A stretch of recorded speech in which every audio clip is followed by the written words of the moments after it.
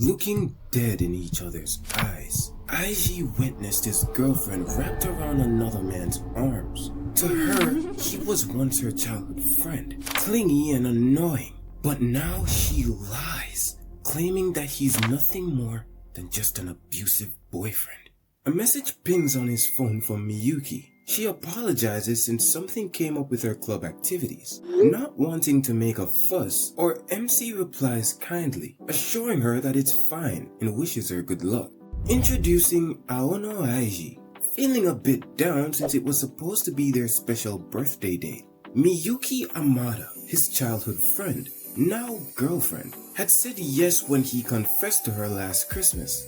To Eiji, she's like someone from a dream, graceful and admired by everyone. If they hadn't grown up together, he doubts he'd ever have the courage to speak to her, let alone be dating her. It's been about 6 months since they became a couple. Still, they haven't kissed. Not because Miyuki isn't interested, but because Eiji is simply too shy to take that step. Still, Eiji never imagined she would actually blow off their very first date. But rather than let the disappointment ruin his day, he decided to take a walk to clear his mind. Eventually, his feet led him to the street where the movie theater stood, the one they were supposed to visit together. As he passed it, he imagined being inside with Miyuki, sitting close, with their hands gently intertwined. The daydream almost made him smile, but he quickly shook it off and continued walking through the crowd. His steps eventually brought him to the district he hadn't meant to visit, the Love Hotel area. Realizing where he was, Eiji froze, face flushed red with embarrassment. His imagination betrayed him again though. Just him and Miyuki, alone in a love hotel. He could almost feel her fingers tugging on the back of his shirt, pulling him closer. But snapping back to reality, he cursed himself for being such an idiot and turned to head back. That's when he heard them, the voices of a couple behind him, but one of them stopped him in his tracks. His eyes widened. That voice, it was Miyuki. There she was, arms wrapped around another guy. His heart sank. Stunned, Eiji called out to her, uncertain and shaken. Her eyes widened in shock when she saw him, and she stuttered his name. Both of them spoke at once, confused and demanding to know why the other was there. But things escalated too fast. Eiji grabbed onto her wrist in frustration, making her flinch, and her sideman wasn't about to let that slide. Swinging without hesitation, sucker punching him straight in the jaw, sending Eiji flying into a wall. Walking over, her new man snarled, asking what the hell he thought he was doing with his girl. But Eiji managed to mutter that she's the one who's cheating. Mocking him, her new man asked if he was serious, if he was some kind of stalker or something. Then he turned to Miyuki, urging her to say something as well. After all, she was just telling him how she dated Eiji out of pity, since he's her childhood friend. Or how about because he's boring? Even mentioning how gross his sweaty hands are when he touched her would be fine too.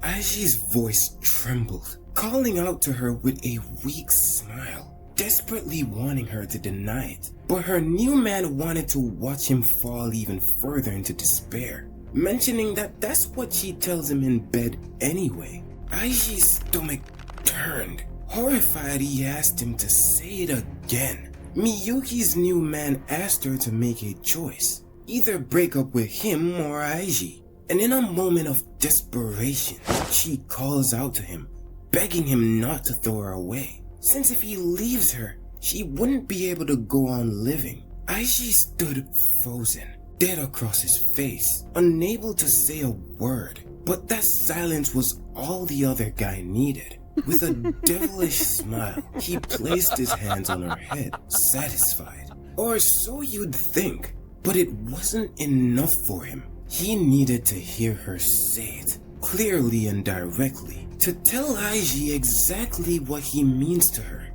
Miyuki hesitated, but to her, he's just a childhood friend, an abusive ex. Her words hit him like a sledgehammer. But this guy wasn't finished. He wanted to utterly crush him, demanding that she says it again. Looking him in the eyes this time, Miyuki turned to Eiji, whispering that she was sorry. She doesn't even want him to talk to her at school either. And with that, Eiji's world cracked. And from that day on, his once happy everyday life began to slowly fall apart. When Eiji finally made it back to his family restaurant, he opened the door and was greeted with warmth. To them, it just seemed like he'd come home a bit early. His mother cheerfully offered to make him lunch, but he wasn't in the mood. Without saying a word, he declined and walked straight to his room. Since then, he'd barely moved from bed. He spent his days staring at nothing, just waiting for time to pass. No matter how many times his mother came by with food, he just didn't eat. But it got even worse. He kept seeing it over and over. The same nightmare haunted him night after night. Miyuki lying in bed with another man, pouring her heart out to him. Her words echoed cruelly in his head. How clingy, disgusting, and pathetic Eiji had become. All he could do was stand there, a prisoner in his own dreams, helplessly watching, begging them to stop.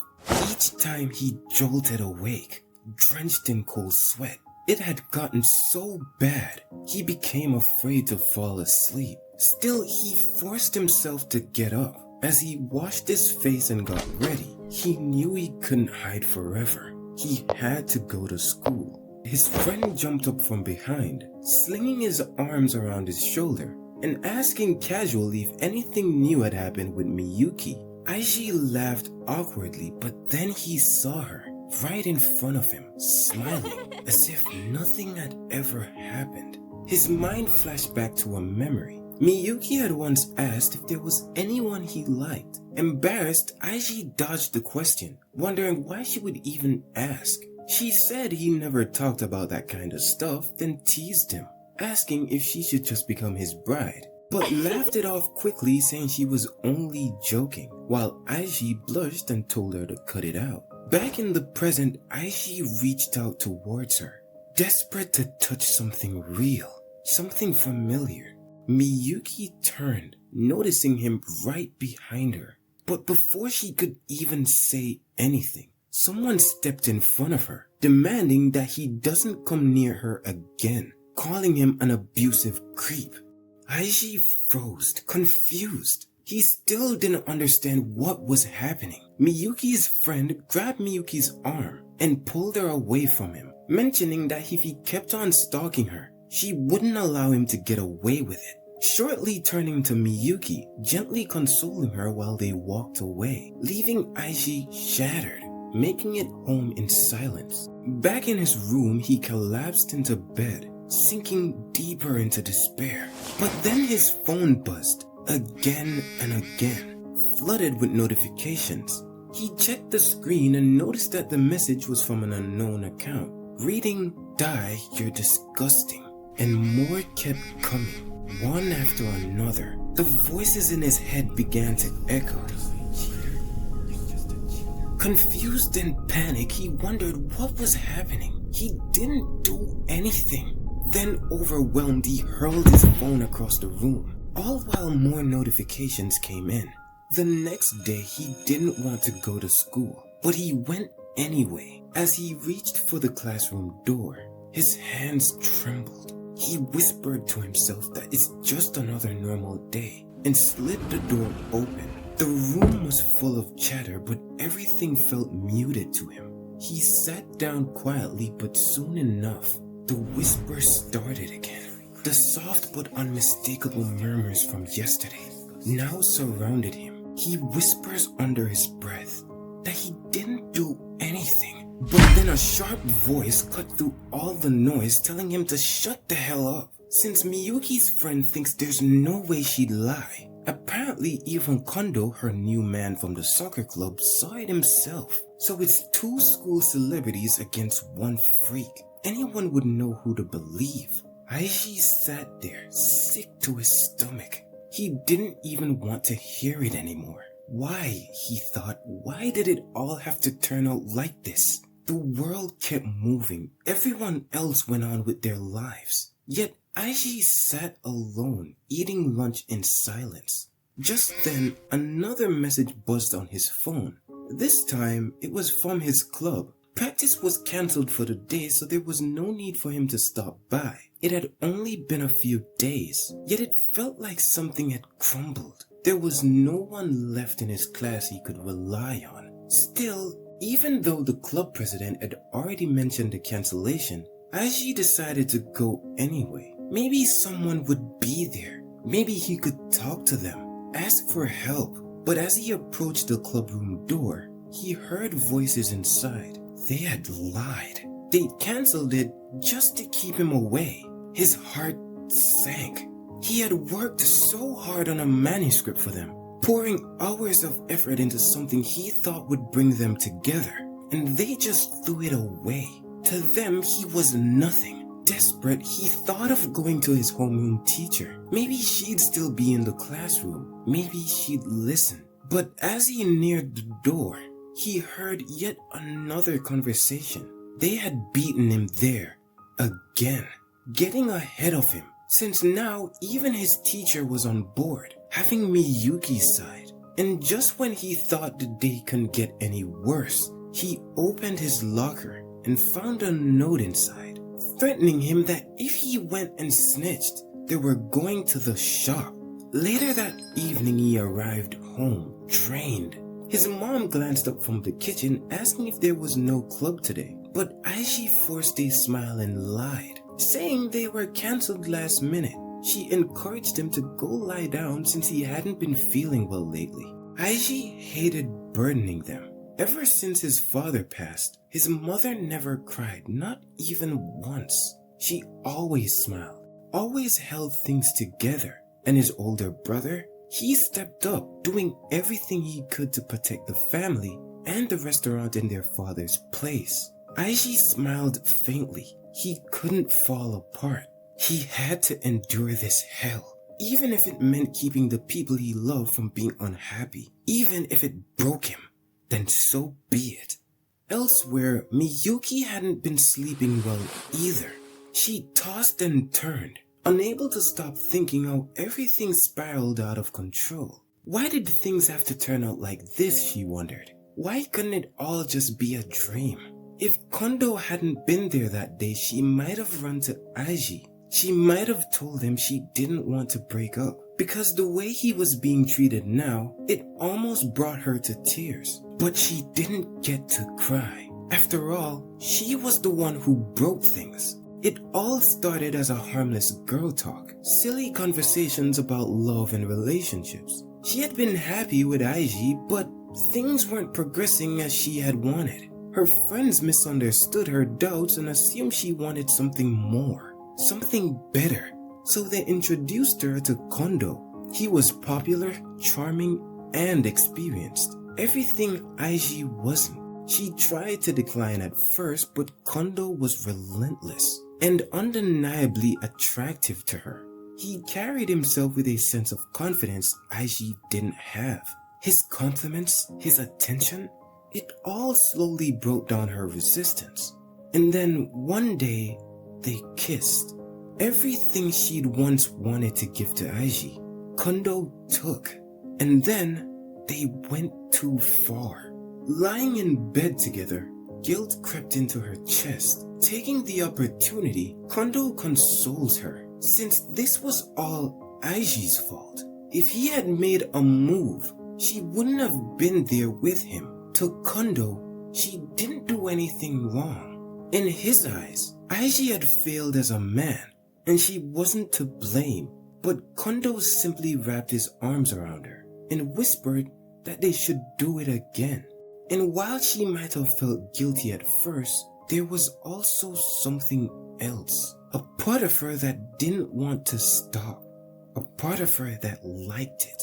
And once she became dependent on Kondo emotionally, there was no going back. Not long after, Kondo casually mentioned to Miyuki that they could hang out since his club had a day off. She then stuttered, mentioning that the 30th was actually Eiji's birthday. But Kondo didn't care. He could always ask another girl instead. Miyuki clutched her bedsheets tightly, desperate for him to change his mind. But to him, it was always the same. She was still putting her man above him. It made him feel like an afterthought, and he was tired of chasing her. So he told her to end things with Eiji, so that they could both finally be happy. In her heart, she hoped Eiji would one day forgive her. At least, that's what she was banking on. She had spent over 10 years by his side, convinced she'd eventually marry him. But somewhere deep inside,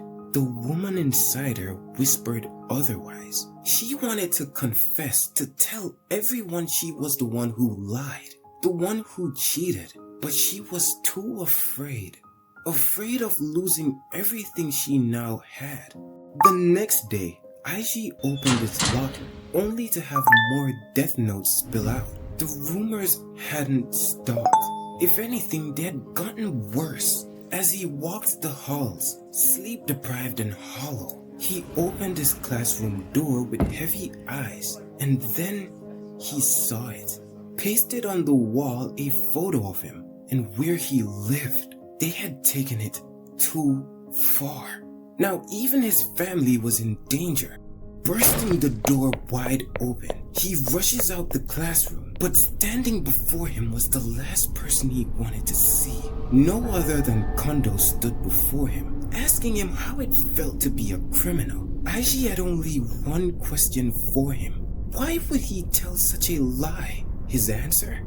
Because it's fun, since losing his girl and everything else makes for a great show. He continues that it's Eiji's fault for thinking someone like him could get Miyuki, as well as how he should just drop out already, because he's not done yet. He absolutely loves wrecking people's lives. Defeated, Eiji fell to his knees. Everything had felt hopeless, and he had nothing left. As he closed his eyes, the world around him went dark.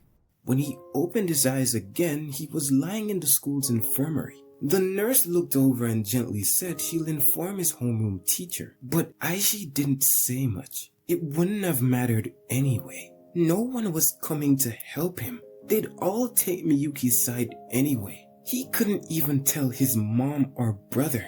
Not after everything they had already gone through. Just one more year until graduation. But at the same time, how was he supposed to survive for that long? He decided to check his phone once more and froze. It was a message from the president of his club. Since after what he did to Miyuki, they've decided to kick him out of the club. It wasn't true. He hadn't done anything, but it was too late. One by one, he realized all his friends had blocked him. Tears welled in his eyes and began to fall, until he had nothing left to cry out. Eventually, he stepped out of the infirmary, telling the nurse he was fine. He wandered the halls numb, making his way up a flight of stairs before stopping to sit alone. He thought to himself that he'd only need to get used to it. Eventually, his heart would go numb, so if he could just endure it, maybe he'd be okay. But the whispers returned, leaving him with no other choice but to think that maybe if he were to just jump, then maybe it would all go away. He found himself walking. The rooftop door creaked open, and there, standing in the breeze, was a girl, someone he'd never seen before. She turned towards him, softly, calmly, and just like that, in the moment when he thought there was no escape, everything began to change.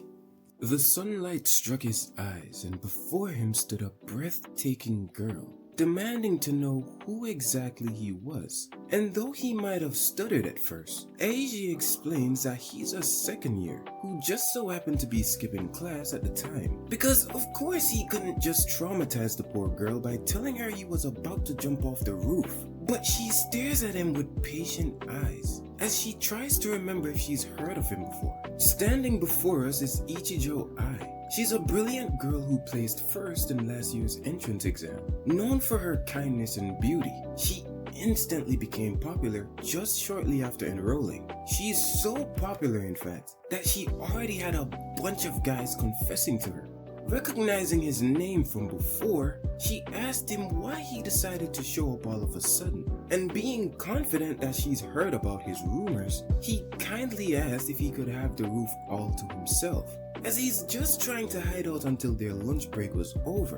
But she's not budging. She had been there first and refused to give it up, requesting that he find someplace else. Eiji tries to convince her otherwise, since if someone were to see them together, it could be bad news for her as well. But she still doesn't care, and she's still not moving. Sure, she's heard about all the rumors, but to her, it's just a rumor after all. It's not like she saw it herself. Besides, romance is kind of like an illness to her. She has the common sense to know not to just believe in such a one-sided and vague story. But everyone else, on the other hand, would rather follow blindly and execute someone without giving them a fair trial. That's when Eiji wanted to know if maybe she had actually believed in him this whole time. But to her, it's not about believing or not, but simply that it's not right to go around hurting other people without hearing their side of the story first, as it's just too big of a risk. And I'm sure she never could have imagined just how much that single statement meant to him, as Eiji whispers a quiet but heartfelt thank you. But suddenly, without warning, the rain started to downpour. Left with no other choice, Eiji suggests they go inside. But to his shock, Ichijo refused. She wanted him to leave her alone, because after all this time, he still hadn't realized why she'd even come up there in the first place. She didn't care about catching a cold, as there was no tomorrow for her. And that's when it finally hit him that they'd both come here to jump. Reaching out his hand, Eiji broke the unspoken rule of never telling a girl to calm down. And what do you know, she crashes out even more. But Eiji couldn't just stand by and watch her hurt herself.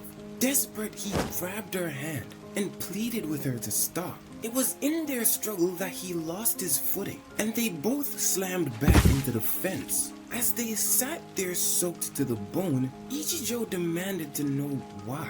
Why was he trying so desperately to protect her? If that fence had been old or rusted, they would have fallen to their deaths. But Eiji didn't want to hear it. He didn't need a reason to save someone. And to be honest, you gotta give it to bro, because even while they're soaked from all this rain, he had to seal the deal. Because if she had plans to die, then at least she could go out with him. Hell, they could skip school altogether. And that's how you know it was effective. Look at all that blush on her face. Skipping school seemed unthinkable to her, but Eiji couldn't help it. They'd both come to the rooftop for the same reason. But he never imagined he'd be the one pulling someone away from the edge he'd meant to step over himself. And in that moment, Ichijo finally broke. She fell to her knees, tears mixing in with the rain, admitting through a sob that he was right. They laughed together then as the sun finally began to break through the clouds. When they stood, Eiji offered her his handkerchief so she could dry herself off. She hesitated at first but decided to accept it, asking shyly that he not stare. But bro's just like me for real. He couldn't help himself. And while she took a moment to dry off, she did one last glance up towards him and scolded him. With the rain finally over, she asked what they should do next. After all, he had just invited her to ditch school. Surely he had a plan, right? He confessed that he actually had no idea. He had just blurted it out in desperation. And for the first time that day, he realized she was smiling. He thought back to what people always said about Ichijo. The boys who confessed to her never stood a chance. Her first victim didn't even bother to get to know her. Another never thought about how she'd feel hearing a stranger's sudden confession. And the last one only cared about her looks and status. All three rejected and humiliated. But somehow she hadn't torn him apart for his reckless idea. Digging into her pocket, Ichijo pulled out her own handkerchief and shyly gave it to him. Eiji, flustered, accepted it, but couldn't resist trying to top her gesture. He rummaged through his bag and had found a rice ball he brought from home. Splitting it in two, he offered her half. And all it took was one bite. Man, you would have thought Noodle Ramsay himself made it. She tasted the tuna and mayonnaise, surprised by how good it was. As she explained, it was just a common filling from any convenience store. But she looked at him as if he had revealed some kind of secret treasure. Proof that there was still so many good things left to taste, to try, and to live for. Fired up by that thought, Ichijo's curiosity sparked again, and in that case, he figured why not invite her over to his place. They made their way towards the school's front gate, and from a distance, Eiji suggested they keep going, but Ichijo pointed out that the gate was locked. Eiji's plan was simple. Just climb over it. But that clearly wouldn't have worked since she was wearing a skirt. Luckily, he knew about a middle side door that could only be opened from the inside. And once you were out, there was no way for you to get back in. Ichijo wanted to know how he knew such a thing, but as an honor student, skipping school had clearly never crossed her mind. Eiji asked if it wouldn't be so bad to break the rules. Just this once. And taking her hand in his, he tugged her forward. His face flushed red when she asked why he was blushing, wondering if it was really okay to be holding hands with a boy she just only met, as it made her feel awkward.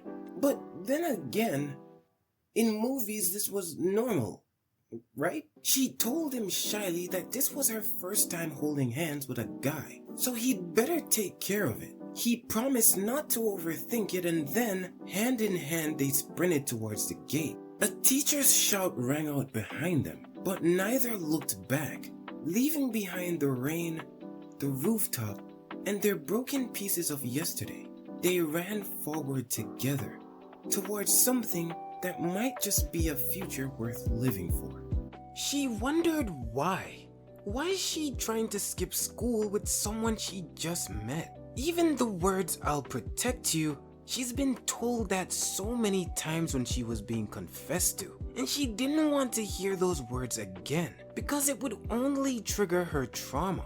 But somehow, Aono was different. He's such a good person that it all just makes her worry. But if she's with him, then maybe she'd be able to escape this current hell. But someplace else, the man who ruined Aono's life, Kondo Seiji, thinks the whole world revolves around him. It turns out that his father is the city's councilman, and because of that, he was able to get into a high-ranking school without much effort. And since then, he was able to become the ace of the soccer team, all while carrying his pathetic team to nationals. Damn. Not only that, but he had also been scouted by soccer teams from some private universities. You see, since childhood, he found himself to be different from others, being smart, tall, and talented at football. So of course it was only natural he'd be popular with the ladies. Bro had been suffering from success so much that ever since the 3rd grade, he's never been single, but always had a girl around his arms. He'll never forget the time in 8th grade, the idol and the class otaku were dating, and with just one glance he knew they'd eventually end up marrying in the future. And that's when his hating ass knew that he had to end a perfectly fine relationship for no apparent reason. And as expected, she easily fell for him and got straight to dissing her man the otaku behind closed doors, since he's so gross, and how having him as a boyfriend was the greatest shame of her life. But Kondo saw right through her. She's nothing more than a foolish woman. acting like a damsel in distress. To him, there's no such thing as a soulmate, and he thought what the idol had said was so hilarious that he wanted to play a recording of their conversation to the otaku, and that's when he fell into despair. He genuinely believed her promise to marry him, and it was in that moment that Kondo felt alive.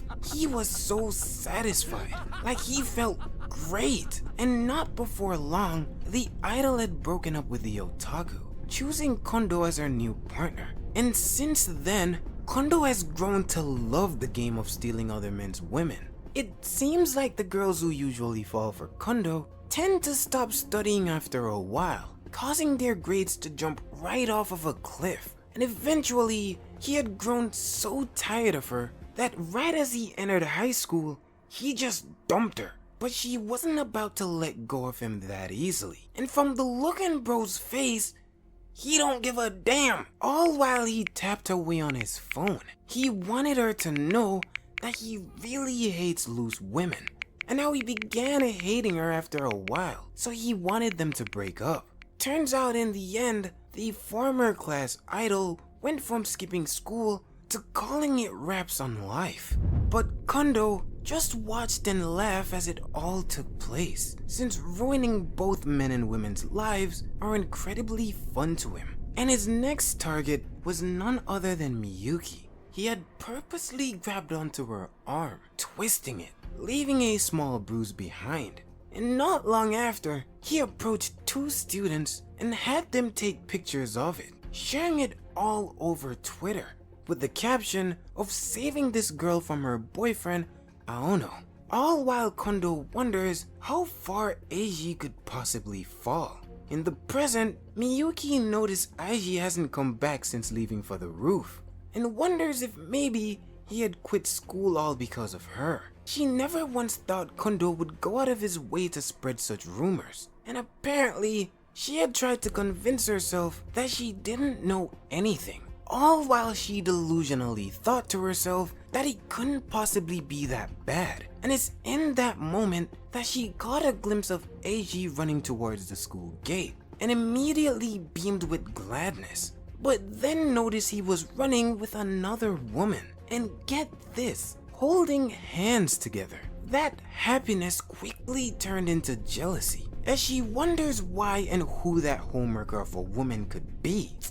Oh hell nah. From a different perspective, a teacher watched as both Eiji and Ichijo made their grand escape, and sighs as he's just glad Eiji's safe, revealing Takayanagi sensei, Eiji's homeroom teacher. It seems like earlier that morning during homeroom, sensei couldn't help but notice Eiji had been missing from class, but decided he'd just take the attendance first. He walks down the rows, calling each student's name, and spots the marking on his desk, harsh words like die and get lost. He stopped for a moment to ask if anyone knew about Aono, with one student mentioning that Eiji did say he wasn't feeling well and went over to the nurse's office. And if that was the case, Sensei decided he'd go check up on Aono himself. And right as he opened their classroom door to leave, then came their school's nurse. There had been an urgent matter about Aono, and they couldn't find him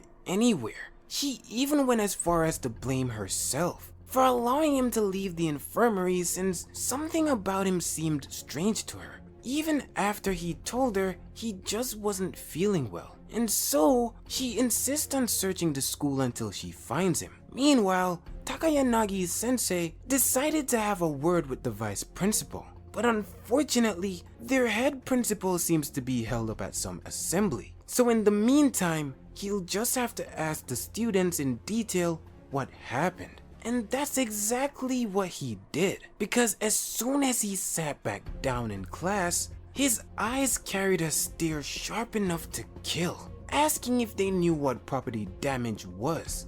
And immediately the classroom fell silent. But since everyone's playing dumb, he mentions that he's talking about Aono's desk. Sure, he might not know who did it, but he's guessing from what's written along with Aono's condition, he has an idea what happened. He mentions how the desks are the school's property, so damaging that would be committing a crime. All while Miyuki sat there trembling in silence. They could use the excuse that is all a prank or that is Aono's fault, but writing slanders on someone's desk isn't allowed, especially since arrests have been made for death threats against celebrities. So there's no way they're getting out of this one. And while the class remains silent yet again, he places his hand down on his table, since this crime can't and won't be overlooked, and he needed them to remember that.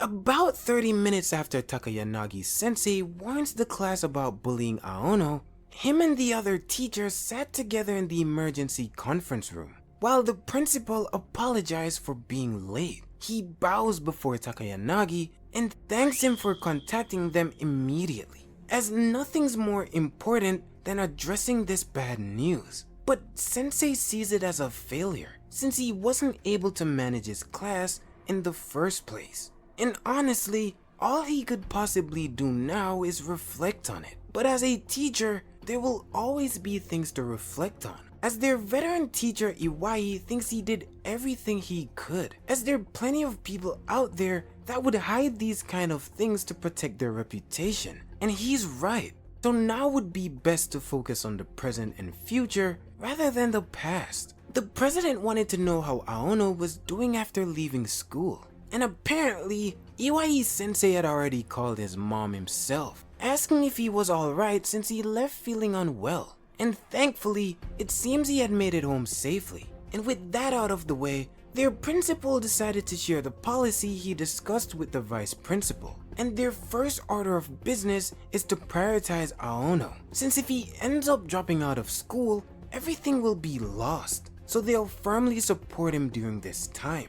Meanwhile, somewhere else, Kondo's on his phone texting his other hus, when two other students burst through the classroom door, reporting to Kondo that there was trouble. They wanted to punish Aono, so they ended up marking his desk. But now, Takayanagi was on their tail, and it seems Kondo might have had the wrong idea, as he always thought that depressing teacher was the type to cover things up. But still, it never really mattered to him, since even if this problem got too big, his pops would just deal with it anyway, and calmly responded, "I see." But such a response kinda felt a bit cold to them. After all, they did all of this for him, but he didn't ask them to do squat. And that's when the fear truly sunk in, because apparently all Kondo really did was share his worries with them. They're the ones who went ahead and spread those rumors like they were jokes. And not only that, but trashed the school's property as well. And once Buddy knew he was about to go to jail, he tried to explain his actions. But Kondo simply responded that he should deny it. Deny it with everything he got, since it's not like they have any hard evidence on them anyway. Plus, if they don't, they finna have to toot that booty up in prison. Hey, yo. And just like that, he got 2 more slaves under his belt. Meanwhile, elsewhere, tired and out of breath, Eiji asked if Ichijo was alright. But it seems she had a pretty tough time keeping up, especially since he had been running at full strength. But to him, just being able to keep up is amazing in and of itself. He heard that she had turned down every club that tried to recruit her. Yet at the same time, when she was asked to help out in sports, she'd somehow perform at the level of an ace. How she truly must have both brain and brawn.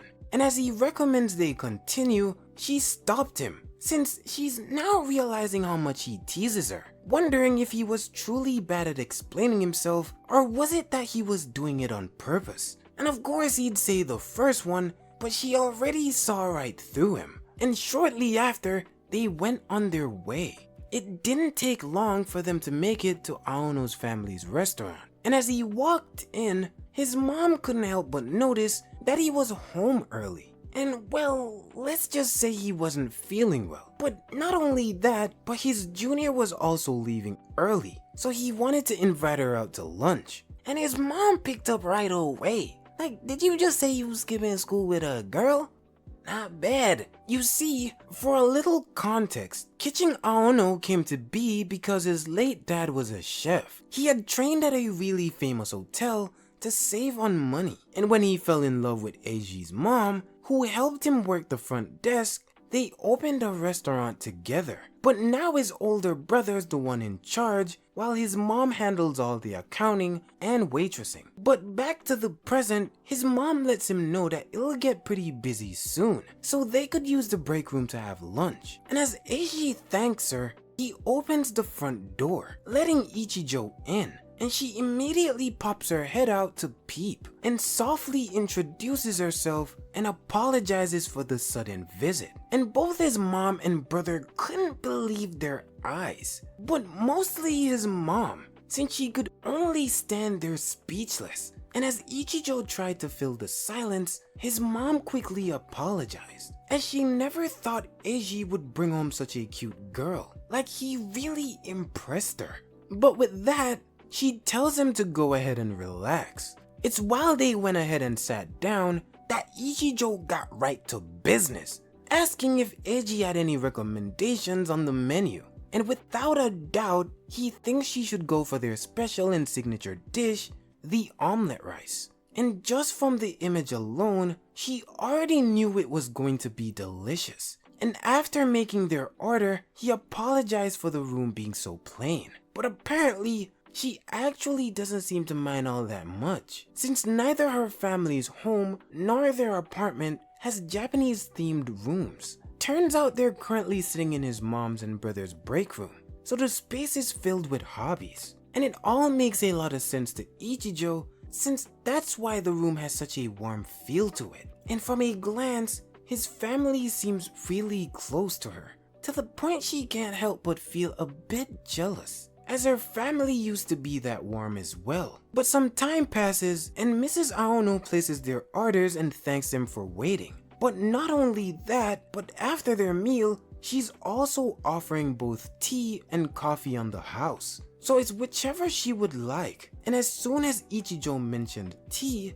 they both had a moment to bond, as she's also really into tea herself, which doesn't surprise Eiji in the slightest, as his mom had always been a tea lover. And as Mrs. Aono gets ready to leave yet again, she implores them to take their time, as she'll be back with the tea soon, and closes the door behind her. And as they both sat there together, they clasped their hands and dug right into their meal. And with each and every bite, Ichijo mutters that it's good. And it's a bit hard to believe that just a while ago they were both pretty much ready to end it all. She thinks the food is really delicious, especially the tanjiro. And apparently, it was all his dad's late special recipe, along with how his dad was always the type of father he could be proud of. She wonders if maybe she had misspoken and was being insensitive. But if anything, it all kind of feel like she's praising his father. And that just makes him really happy. Relieved, she couldn't help but mention that he must have been a kind father, as the Tanjiro tells her that much. And as he mentioned that he was glad to hear it, being able to get such a gentle food makes her feel really lucky, and is all kinda similar to an all-you-can-eat. But without warning, she asked if she deserved to live. Damn, that got dark really quick. Apparently, she's been agonizing over the thought this whole time. Even going up to the rooftop was a hard decision for her. And when she finally thought she had gathered the guts to do it, then came Eiji. She met him, and he risked even his own life to save her.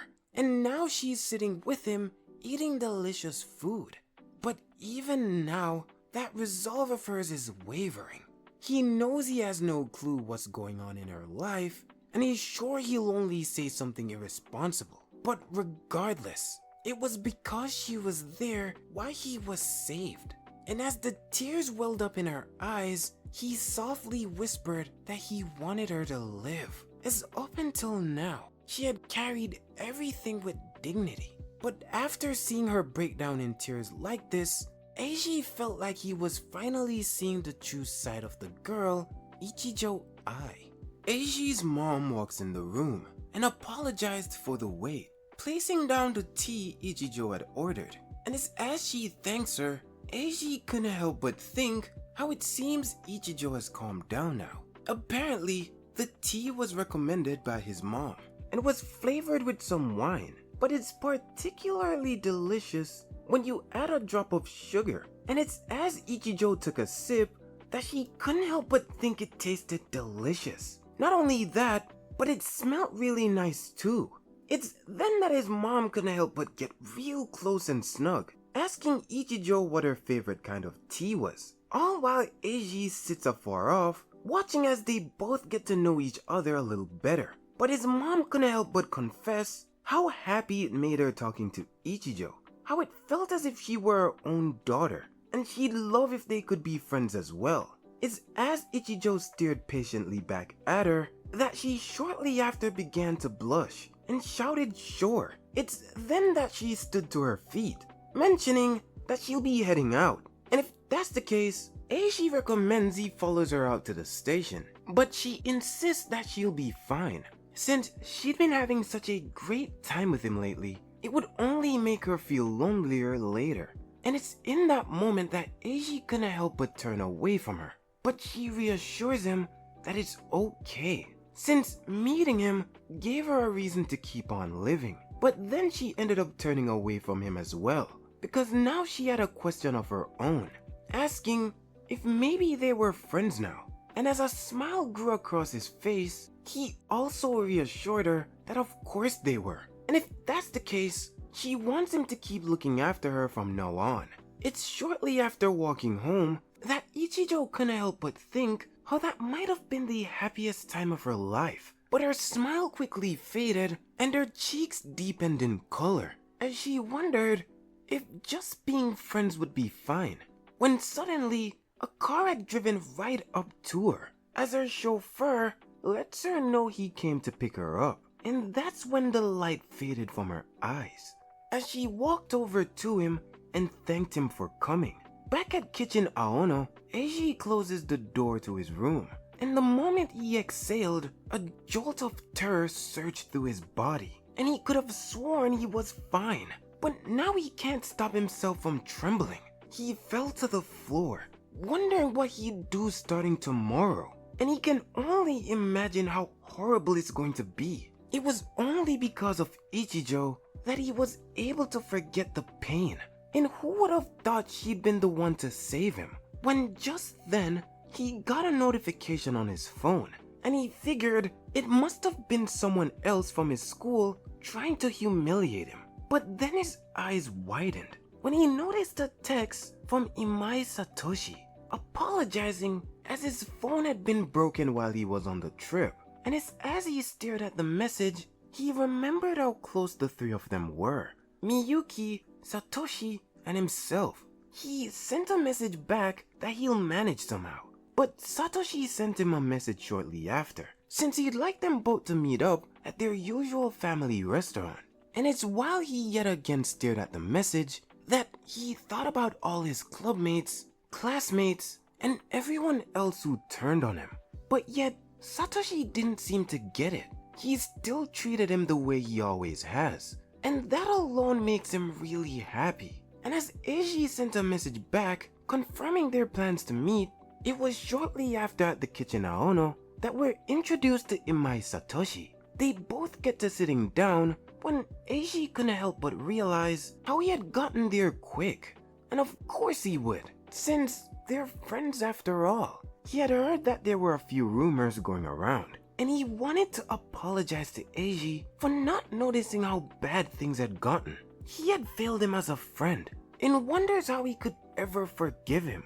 He doesn't really use social media, so he didn't realize the strange rumors spreading. And with his class splitting and his club trips being a thing, he hadn't found out about it until now. Yet, in the end, all he can offer are excuses, since the fact still remains that he wasn't there by his side when he was at his lowest. And as Satoshi began to raise his head, Eiji asked him why he chose to believe him. But Satoshi knew right from the jump that they were all just lies. A junior in his club had showed him the post, but Eiji had never once laid hands on anyone, and he knew he wasn't the kind of person who would. Besides, the supposed person he'd be hurting would be Miyuki, so he knew this had to be some kind of mistake. Not only that, but Takayanagi sensei had also been pretty worried about Eiji as well, because when Satoshi had went to ask more about Eiji and where he was, they apparently mentioned that he had left earlier that day. And with all those rumors going around, Satoshi wasn't left to go off much, but he thanked them anyway, leaving him no other choice but to get information elsewhere. And once his target was acquired, he approached Takayanagi sensei in a desperate hurry. He heard that Aono had left early, and at this rate, if anyone's trying to cover something up about Eiji, he'd personally be the one to punch him. But shockingly, Takayanagi sensei had met his desperation, requesting that if Satoshi knew anything, even something small about what happened, he'd want him to tell him. As we all know, Takayanagi sensei had only grasped the situation that morning, so he's been digging around for information, but hasn't been able to find out anything. And if that's the case, Satoshi mentioned that he'll tell him everything he knows. And as he pulled out his phone, he showed sensei all the tweets that were going around online. And with that, Takayanagi wanted to know if it were possible for him to tell Aono something for him. He knows it may be scary, but he can rely on the adults to solve the problem. So even if it were just a little, he'd want him to believe in them. And who would have thought Takayanagi sensei was so passionate? And as Eiji sat there, his tears began to flow more freely than he ever could control. But meanwhile, running towards Eiji's family's restaurant, Miyuki pants as she desperately wants to apologize. And as she stood before Kitchen Aono's front door, she prepared herself to go in.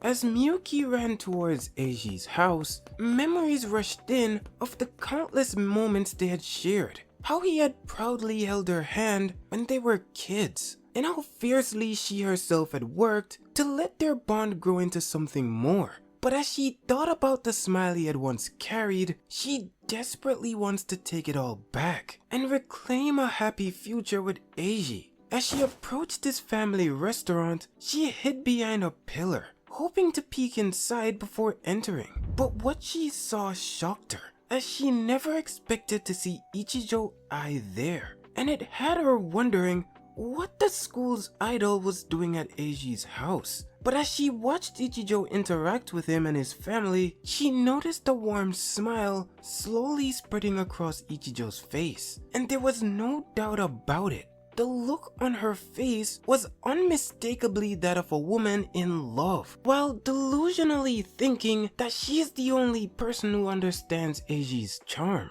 So why then, of all the people out there, the one that had taken a liking to him was Ichijo Ai? And at this point, if she doesn't hurry, Eiji will be taken from her. She lingered at the edge, peeking out as she gathered the courage to step forward. She thought about how inferior she was to Ichijo. After all, she is an exceptional student who comes from a noble family, entering into their school with a nearly perfect entrance score. And not only that, but she excelled at sports and was flawless in every way, truly embodying the title of the perfect woman.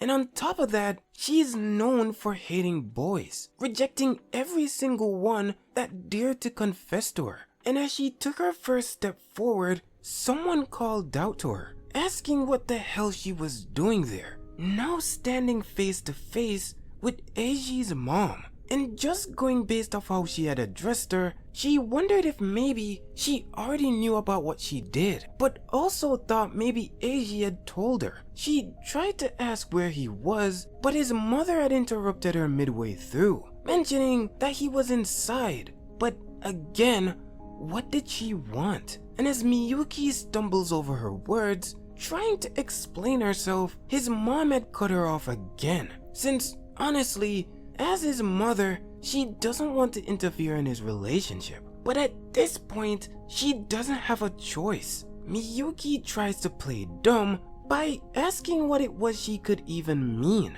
But his mom claps back that it should be obvious, since she knows exactly what she did. She cheated on him, and she saw it all go down before Eiji ever did. She first noticed when she was having tea at the shopping center, when suddenly she had turned and saw Miyuki holding hands with some guy who wasn't Eiji. She figured that sometimes people just grow apart, and since the two weren't married, legally speaking, they were able to do whatever it was they wanted. Plus, they were both in high school, so hurting each other could easily happen at any time. So she figured Eiji probably just stayed silent about it, because it was hard for him to say that they had broken up out loud. And back then, she really did feel sorry for both of them, thinking that they had at least ended things properly and cleanly. But sadly, she was mistaken.